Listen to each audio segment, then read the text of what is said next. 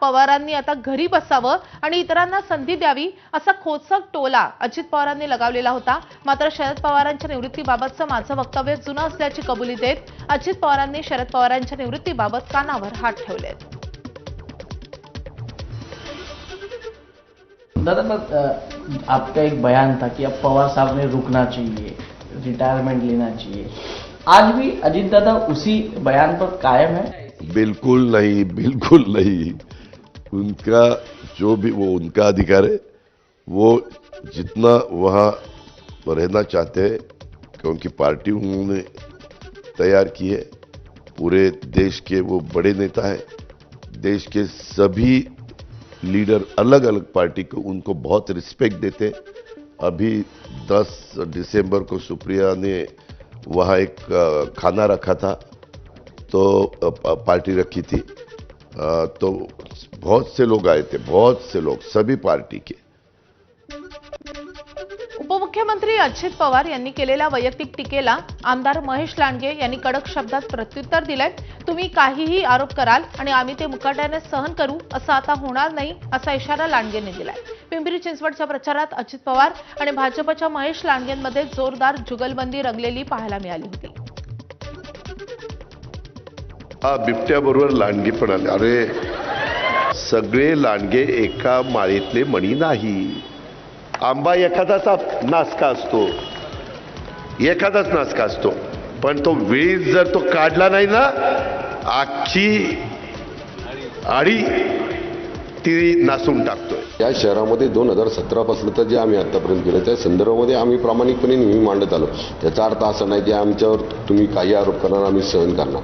मागच्या 10-15 वर्षामध्ये मी कधीच कुणावर आरोप केला नाही, करायची इच्छा पण नव्हती। पण एवढंच मागच्या 2-3 दिवसापूर्वी त्यांच्यावर जे माझ्यावर आरोप झाले किंवा माझ्याकडनं जे बोलायचे ते मी बोललो। याच्यापेक्षा मला जास्त काय बोलायचं नाही। हे शहर माझं आहे, या शहराचा स्वाभिमान मला आहे आणि पिंपरी चिंचवडकर म्हणून मला या पिंपरी चिंचवडचा स्वाभिमान आहे। मी स्वतः एक स्वाभिमानी पिंपरी चिंचवडकर आहे। आता एक महत्त्वाची बातमी, प्रचाराची रणधुमाळी संपल्यानंतर सामनामधून मुख्यमंत्र्यांवर टीकेची झोड उठवण्यात आली आहे। महाराष्ट्राच्या मुख्यमंत्र्यांना वडापाव आणि झुणका भाकरचा द्वेष आहे असं सामनामध्ये म्हटलंय। शिवाजी पार्कातल्या सभेतल्या फडणवीसांच्या वक्तव्यावर सामनानं टीका केली आहे। मराठी माणसाला धमकावणाऱ्या अण्णागिरीचं मुख्यमंत्र्यांकडून समर्थन करण्यात आल्याचंही सामनामध्ये म्हटलंय। संतापलेल्या मराठी माणसाचा महायुतीच्या सभेवर बहिष्कार टाकण्यात आलेला होता अशीही टीका सामनामधून करण्यात आली आहे। तर सामनाच्या अग्रलेखातले काही महत्त्वाचे मुद्दे आपण पाहूयात। मुंबईतले उद्योग गुजरातला पळवले जात असताना तोंडात वडापाव कोंबून बसलेले फडणवीस रोजगार देण्याचा खोटा वायदा करतायत। हजारो तरुणांच्या चुली पेटवणाऱ्या वडापावला कमी लेखतायत। महाराष्ट्राला हे असे राज्यकर्ते लाभले हे दुर्दैवच म्हणायला हवं। उकळत्या तेलात यावेळी मराठी द्वेषांना तळून भाजून काढलं पाहिजे, वडापाव जिंदाबाद। भाजपनं तमिळनाडूतून गुंड प्रवृत्तीची भयानक माणसं आणून मराठी माणसांना धमकावण्याची अण्णागिरी केली। मराठी माणसाच्या बाजूनं एकही भाजपवाला किंवा शहा सेनेवाला उभा राहिला नाही। उलट मुख्यमंत्र्यांनी मराठी माणसाला धमकावणाऱ्या भाजपच्या अण्णाचं समर्थन केलं अशा शब्दात सामनामधून टीका करण्यात आली आहे। डोंबिवलीमधल्या शिवसेना भाजप राड्यानंतर शिंदेच्या शिवसेनेच्या 2 उमेदवारांना पोलिसांनी अटक केली आहे। शिंदेच्या शिवसेनेचे नितीन पाटील आणि रवी पाटील यांना पोलिसांनी अटक केली आहे। या दोघांनाही शास्त्रीनगर रुग्णालयात उपचारासाठी आणलं असता दोघांची प्रकृती खालावल्याचं लक्षात आलं।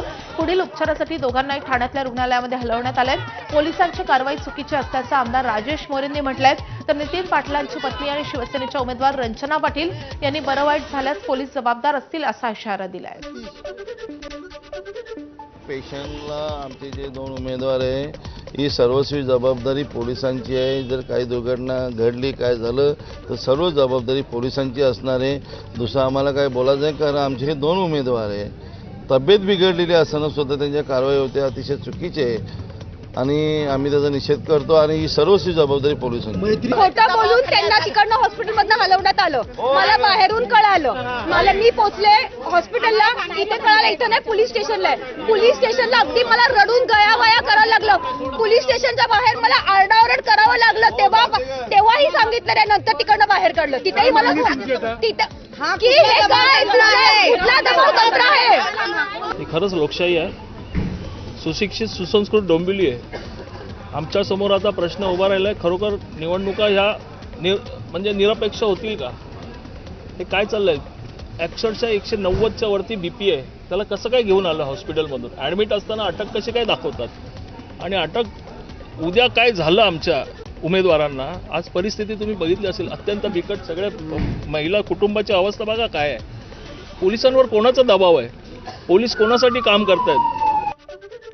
अकोल्याच्या राजकारणात एक मोठी खळबळजनक घडामोड घडली आहे. मुख्यमंत्री एकनाथ शिंदे यांच्या शिवसेनेचे प्रकाश आंबेडकर यांच्या शिवसेनेनं प्रकाश आंबेडकर यांच्या वंचित बहुजन आघाडीकडे मदतीचा हात मागितलाय. विशेष म्हणजे ज्या जागांवर वंचितचा उमेदवार नाही तिथे वंचितची मतं शिंदे सेनेला मिळावीत यासाठी जोरदार हालचालीही सुरू झाल्या. आंबेडकरांशी चर्चेसाठी केंद्रीय मंत्री प्रतापराव जाधव आणि मंत्री संजय राठोड अकोल्यात तळ ठोकून बसले.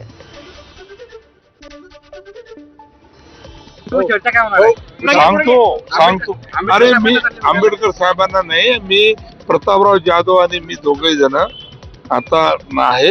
खांडे गुरुजी तुम्हाला सांगतो मी परत.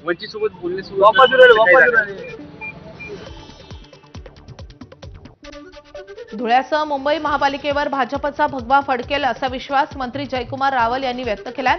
तर तब्बल 35 वर्षांनंतर मुंबई मोकळा श्वास घेईल असंही रावल म्हणाले. धुळ्यात भाजप 55 पेक्षा अधिक जागा जिंकेल असा विश्वासही जयकुमार रावल यांनी व्यक्त केलाय. यावेळेस मुंबईच्या महानगरपालिकेवर महायुतीचा भाजपचा भगवा फडकेल हा 100% विश्वास आहे. धुळ्यापासून तर मुंबईपर्यंत भारतीय जनता पार्टी महायुतीच येणार हा विश्वास या निमित्ताने व्यक्त करायचा. बिनविरोध निवडून आलेल्या नगरसेवकांच्या विरोधात मनसे नेते अविनाश जाधव यांनी मुंबई उच्च न्यायालयामध्ये याचिका दाखल केली आहे. या प्रकरणी आज तातडीची सुनावणी होणार आहे. मुख्य न्यायमूर्तींच्या खंडपीठासमोर या याचिकेवर सुनावणी पार पडेल. या याचिकेच्या माध्यमातून जे नगरसेवक बिनविरोध निवडून आलेले आहेत त्यांच्यावर स्थगिती देण्यात यावी आणि जोपर्यंत सुनावणी पूर्ण होत नाही तोपर्यंत स्थगिती कायम ठेवण्याची मागणीही करण्यात आली आहे.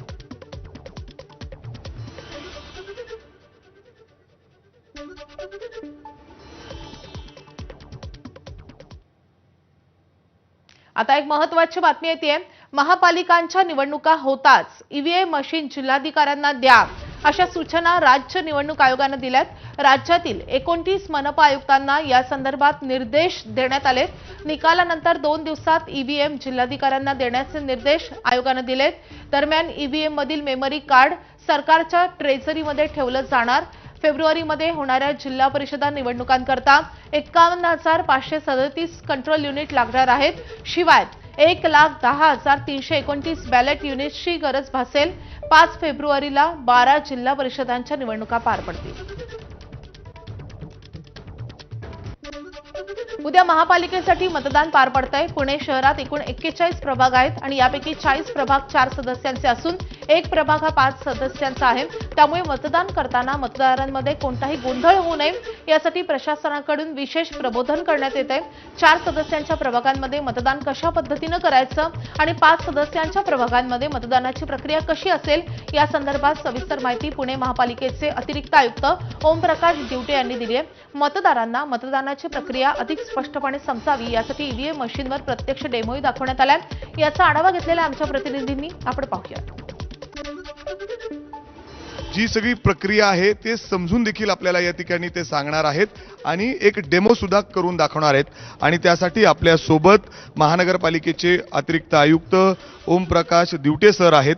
सर, काही प्रभाग 4चे आहेत आणि काही 5चे आहेत. किती एकूण प्रभाग आहेत आणि कशी ही प्रक्रिया असणार आहेत समजून सांगा सर. पुणे महानगरपालिकेच्या यंदा 2026 मध्ये होणाऱ्या या सार्वत्रिक निवडणुकीसाठी एकूण 41 प्रभागामधून आपल्याला 165 सदस्य निवडून द्यायचे आहेत आणि या 41 प्रभागांपैकी 40 प्रभाग हे 4 सदस्यीय प्रभाग आहेत आणि एक प्रभाग क्रमांक 38 या ठिकाणाहून 5 सदस्य आपल्याला निवडून द्यायचे आहेत. पांढरी मतपत्रिका आहे ती अ जागेचे उमेदवार आणि नोटा. जी गुलाबी मतपत्रिका आहे ती ब जागेचे उमेदवार आणि शेवटचे नोटा उमेदवार. क जागेची मतपत्रिका आहे ही पिवळी मतपत्रिका आणि नोटा, आणि ड जागेची मतपत्रिका ही ड जागेसाठीचे उमेदवार आणि नोटा, अशा पद्धतीनं मतपत्रिकांची आखणी असणार आहे. त्यामध्ये काही ठिकाणी 2 मशीन असतील, काही ठिकाणी 3 असतील, काही ठिकाणी 4 बॅलेट युनिट्स असणार आहेत.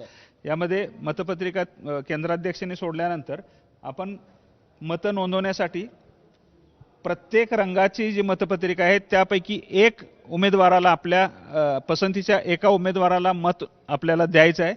ते मत नोंदवत असताना 4ही उमेदवारांना मत नोंदवल्यानंतरच बीप येणार आहे. या ठिकाणी हे डमी मतपत्रिका आपण इथं दाखवलेली आहे. त्यामध्ये आपण आता मत देऊन प्रत्यक्ष कशा पद्धतीने आपल्याला मत नोंदवता येईल त्याची एक चाचणी आपण या ठिकाणी घेत आहोत. हे अ जागेच्या उमेदवाराला मत दिले, त्यानंतर तिथे लाल लाईट लागलेला आहे.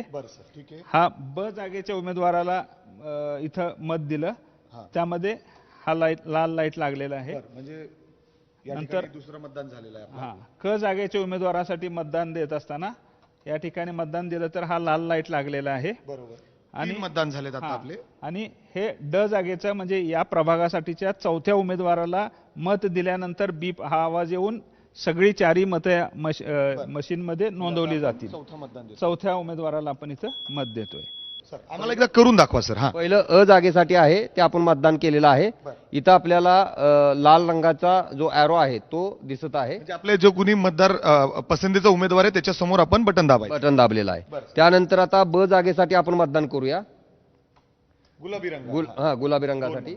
क जागेसाठी मतदान करूया. क जागेसाठी मतपत्रिका ही पिवळ्या रंगाची आहे.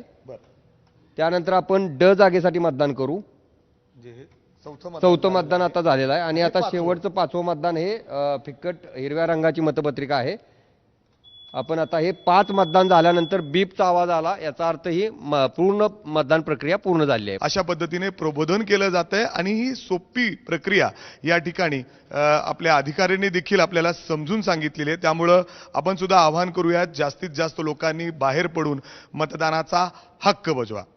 कॅमेरामॅन राजेश बिडकरसह मी मिकी घई, ABP माझा, पुणे. महापालिका निवडणुकीच्या प्रचाराच्या तोफा काल थंडावल्यात. अशातच मतदारांचा संभ्रम दूर करण्यासाठी डेमो ईव्हीएमद्वारे मतदानाचं प्रात्यक्षिक दाखवलं जात आहे. पहिल्यांदाच प्रभाग रचना लागू झाल्यानं एका प्रभागातून 4 नगरसेवकांची निवड करायची.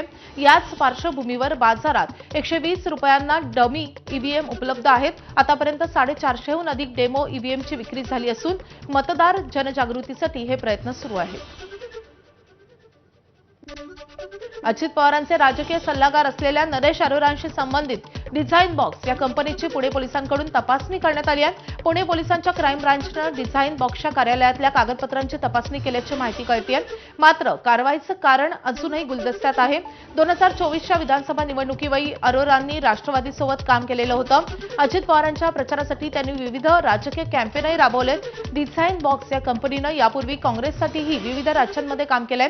पालिका निवडणुकांच्या दरम्यान 2 दिवस आधी डिझाइन बॉक्सच्या कार्यालयामध्ये तपासणी झाल्यानं राजकीय वर्तुळात आता चर्चा रंगती है. राष्ट्रवादी कांग्रेस पार्टी का क्या काम होता है उसके बारे में उन्होंने जानकारी लेनी चाहिए.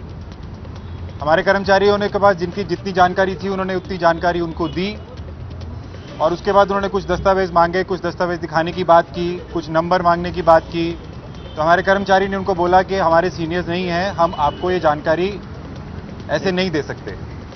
उसके बाद हमारे कर्मचारी संदीप ने उनसे पूछने की कोशिश की कि आप कहाँ से हैं, आप अपना परिचय दीजिए. तो उस पर उन्होंने अपने आप को क्राइम ब्रांच से बताया, अपना नाम भी उन्होंने बताया. उसके बाद उन्होंने हमारे सीईओ, हमारे सीनियर मैनेजर अमन सर का नंबर और नाम पूछा. जब हमारे कर्मचारी ने बोला कि हम आपकी बात करवाते हैं तो उन्होंने बात करने से मना कर दिया. तर अजित पवारांनी डिझाइन बॉक्सच्या कार्यालयावर झालेल्या कारवाईबाबत एक पोस्टद्वारे